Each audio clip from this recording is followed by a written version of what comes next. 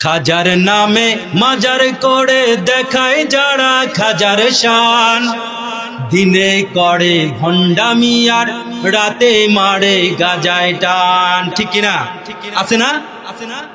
খাজার নামে মাজার করে দেখায় যারা খাজার শান, দিনে করে ভণ্ডামি আর রাতে মারে গাজায় টান।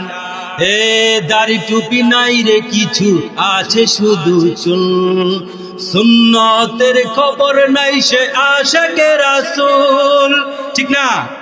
দাড়ি আর টুপি নাই, সুন্নতের খবর নাই, সে নাকি আশিকে রাসূল। মাজারে সারা বেলা চলে ওই নারীর মেলা, মাজারে সারা বেলা চলে ওই নারীর মেলা, দেখলে যায় না চেনা মানুষ নাকি হনুমান, দিনে চলে ভণ্ডামি আর রাতে মারে গাজায় টান। খাজার নামে মাজার করে দেখায় যারা খাজার শান, দিনে করে ভণ্ডামি আর রাতে মারে গাজায় টান। এ ন্যাংটা বাবার মতো কত ভণ্ড বাবা আছে, আছে না?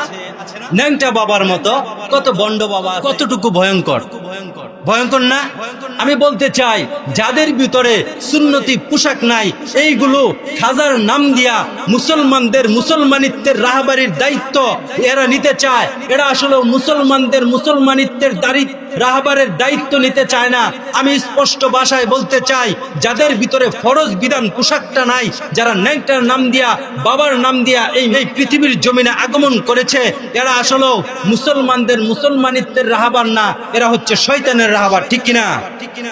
আমি স্পষ্ট ভাষায় আপনাদেরকে বলতে চাই, দেখেন এই পৃথিবীর জমিনে যখনই এই বাতিলগুলো আগমন করে, তখনই আল্লাহ রব্বুল আলামিন হককে এই বাতিলের সামনে আল্লাহ তাআলা ছুঁড়ে মারেন। যখন জমিনে বাতিল অগ্রসর হয়ে যায়, তখনই আল্লাহ রব্বুল আলামিন বাতিলকে দমানোর জন্য জমিনে হককে আল্লাহ তাআলা প্রেরণ করে দেয়। যেমন আল্লাহ রব্বুল আলামিন যখন এই আল্লাহ তাআলার জমিনে যখন ফেরাউন নামক বাতিল এই জমিনে আগমন করলো, তখন আল্লাহ রব্বুল আলামিন এই বাতিলকে দমানোর জন্য আল্লাহ রব্বুল আলামিন এই ফেরাউনকে দমানোর জন্য মুসা আলাইহিস সালাতু ওয়াস সালামকে আল্লাহ রব্বুল আলামিন জমিনে হক হিসাবে প্রেরণ করে দিয়েছেন। ঠিক কিনা? যখন নমরুদ নামক বাতিল যখন মাথা চারে দিয়ে দাঁড়িয়ে গেল, তখন এই নমরুদকে ঠেকানোর জন্য আল্লাহ রব্বুল আলামিন ইব্রাহিম আলাইহিস সালাতু ওয়াস সালামকে দুনিয়ার জমিনে প্রেরণ করে দিলেন।